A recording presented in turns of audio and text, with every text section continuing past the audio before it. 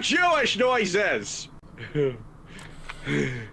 If one is to pursue physiology with a good conscience, one is compelled to insist that the organs of sense are not phenomena in the sense of idealist philosophy.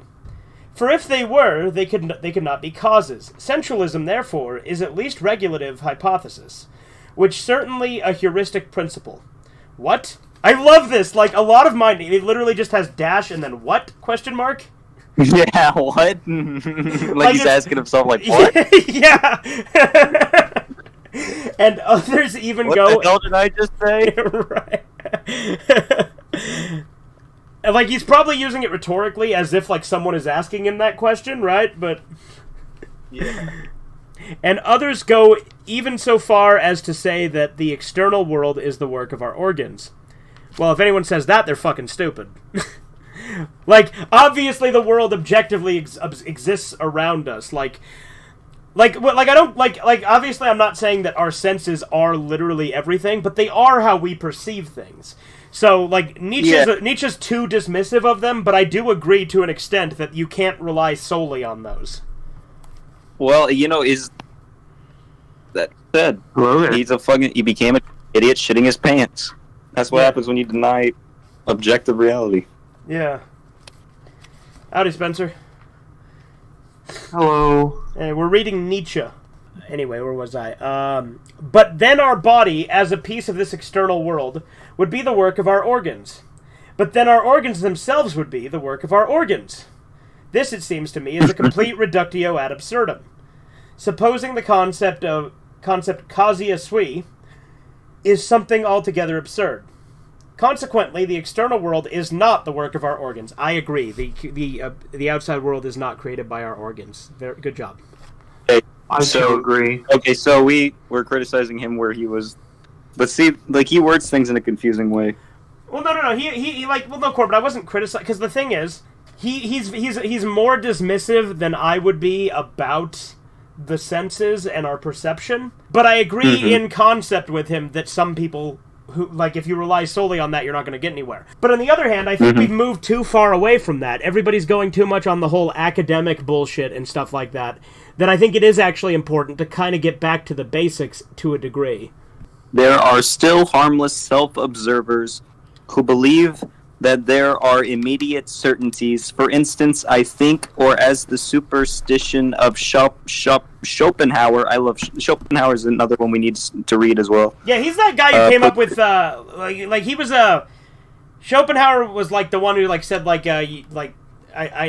gonna get the quote so wrong, but something about like to live is to have pain or something, and like wasn't there something with pain? Yeah, like his philosophy was like literally he's the philosopher of pessimism. Yeah. Like his philosophy is considered like one of the darkest philosophies. Schopenhauer puts it, I will, as though cognition here got hold of its object purely and simply as the thing in itself, without any falsification taking place either on the part of the subject or the object. I would repeat it, however, 100 times, that immediate certainty, as well as absolute knowledge, and the thing in itself, involve a contradictio in adjecto.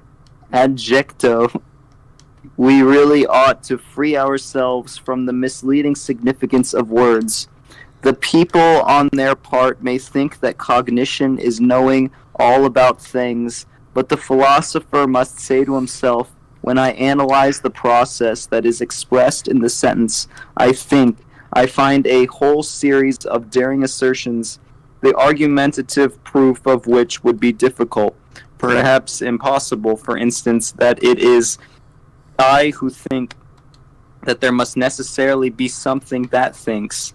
That thinking is an activity and operation on the part of a being who is thought of as a cause, and there is an ego, and finally that it is already determined what is to be designated by thinking, that I know what thinking is, for I had not already decided within myself what it is. By what standard could I determine whether that which is just happening is not perhaps willing or feeling?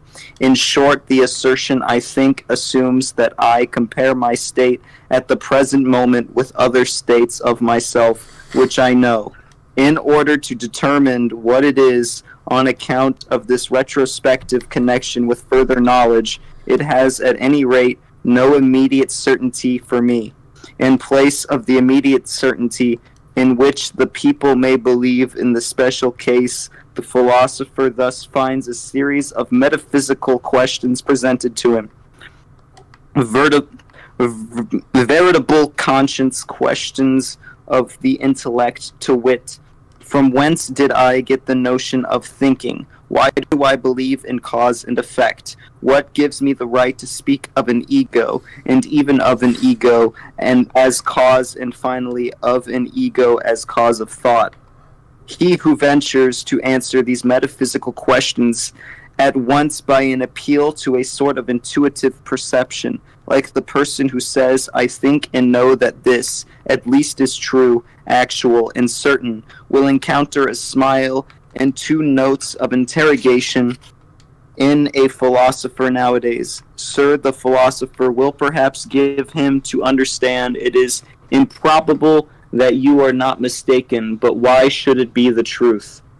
With regard to the superstitions of logicians, I shall never tire of emphasizing a small, terse fact which is unwillingly recognized by these credulous minds, namely that a thought comes when it wishes and not when I wish, so that it is a perversion of the fact of that is how thinking works, though. Like, all of your thoughts are already sort of, I mean, I don't know if predetermined is the correct word, but like you don't will your thoughts when you think you do. Your thoughts are unconsciously provided to you, and then you interpret those thoughts, and then they come out. Like, you organize those thoughts later through the ego. Unwillingly recognized by these credulous minds, namely that a thought comes when it wishes and not when I wish, so that it is a perversion of the facts of the case to say that the subject I is the condition of the predicate think. One thinks, but that this one is precisely the famous old ego, is, to put it mildly, only a supposition. Also, I think Sigmund Freud basically says a lot of the same things Nietzsche does, but in actually a much more structured and more easily understandable way. Right. Is precisely the famous old ego, is, to put it mildly, only a supposition, an assertion, and assuredly not an immediate certainty. After all, one has even gone too far with this. One thinks even the one contains an interpretation of the process and does not belong to the process itself. One infers here according to the usual grammatical formula. To think is an activity. Every activity requires an agency that is active consequentially.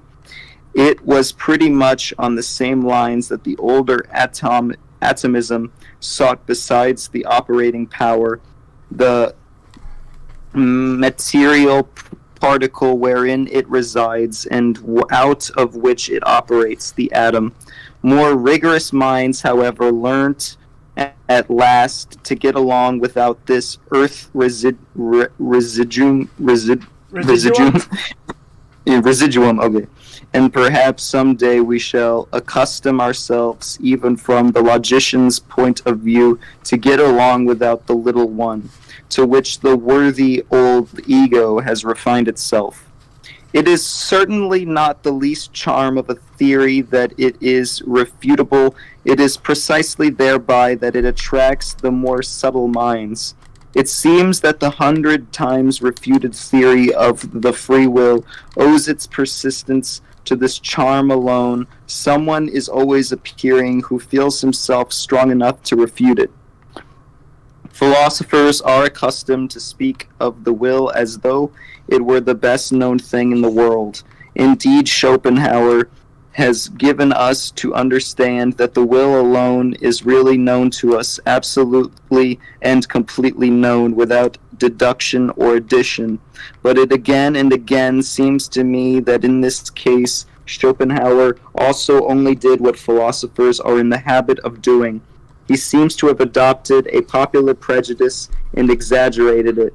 Willing seems to me to be above all something complicated, something that is a unity only in name, and it is precisely in a name that popular prejudice lurks, which has got the mastery over the inadequate precautions of philosophers in all ages. So let us for once be more cautious, let us be unphilosophical, let us say that in all willing there is firstly a plurality of sensations, namely the sensation of the condition away from which we go, the sensation of the condition towards which we go, the sensation of this from and towards itself, and then besides an accompanying muscular sensation, which, even without our putting in motion arms and legs, commences in action by force of habit. Directly we will anything. Therefore, just as sensations, and indeed many kinds of sensations, are to be recognized as ingredients of the will, so in the second place, thinking is also to be recognized in every act of the will. There is a ruling thought, and let us not imagine it possible to sever this thought from the willing, as if the will would then remain over. In the third place, the will is not the will. Wait, gosh darn it! The will is not only a complex of sensation and thinking, but it is above all an emotion, and in fact the emotion of the command. That which is termed freedom of the will is essentially the emotion what about the triumph of the will? In respect to him who must obey, I am free, he must obey. This consciousness is inherent in every will, and equally so the straining of the attention, the straight look which fixes itself exclusively on one thing, the unconditional judgment that this and nothing else is necessary now, the inward certainty that obedience will be rendered, and whatever else pertains to the position of the commander. A man who wills commands something within himself, which renders obedience, or which he believes renders obedience. But now let us notice what is the strangest thing about the will. This affair so extremely complex, for which the people have only one name, inasmuch as in the given circumstances we are at the same time the commanding and the obeying parties, and as the obeying party we know the sensations of constraint, impulsion, pressure, resistance, and motion, which usually commence immediately after the act of will, inasmuch as, on the other hand, we are accustomed to disregard this duality and to deceive ourselves about it by means of the synthetic term I. A whole series of erroneous conclusions and consequently of false judgments about the will itself has become attached to the act of willing, to such a degree that he who wills believes firmly that willing suffices for action, since in the majority of cases there has only been exercise of will, when the effect of the command, consequently obedience and therefore action, was to be expected.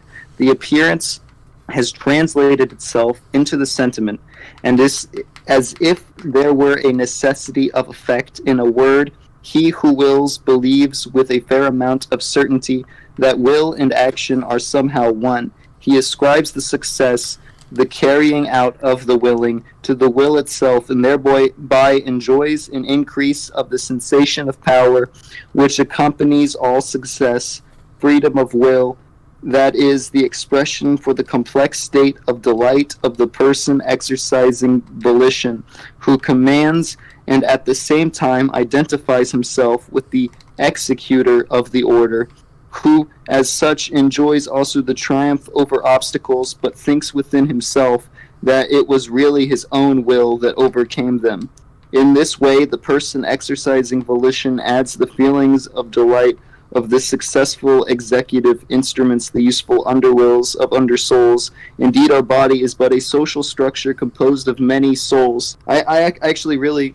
I understand what he's saying, but only because I've read Sigmund Freud, and Sigmund Freud explains a lot of these things in a much more, I think, scientifically grounded way. Uh-huh. Like how that we, like, I think Nietzsche is saying, like, we identify with our ego, even though we are driven by our unconscious. Like, there is a deeper sense of us which is made up of multiple personalities, which would be like multiple souls, which even fits in my idea that that your souls are sort of fragment. Like, I believe that, like, when we die, we don't just go to one direct place, but that our soul splits off into multiple different places. Uh-huh. Like, part of our soul goes off into our children and so on. But I think I understand what he's saying, though, that, like, who we are is made up of multiple different personalities within us, that we just structure them through our ego, and then we identify ourselves with our ego. That isn't correct. That there is and that we are sort of multiple people in one person.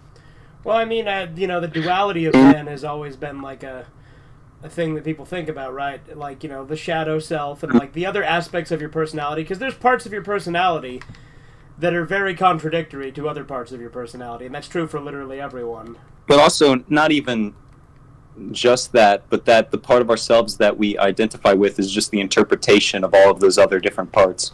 Indeed, our body is but a social structure composed of many souls. To his feelings of delight as commander, l'effect c'est moi. What happens here is what happens in every well-constructed and happy commonwealth, namely that the governing class... Commonwealth? What is this, Fallout 4? Namely that the governing class identifies itself with the success of the commonwealth.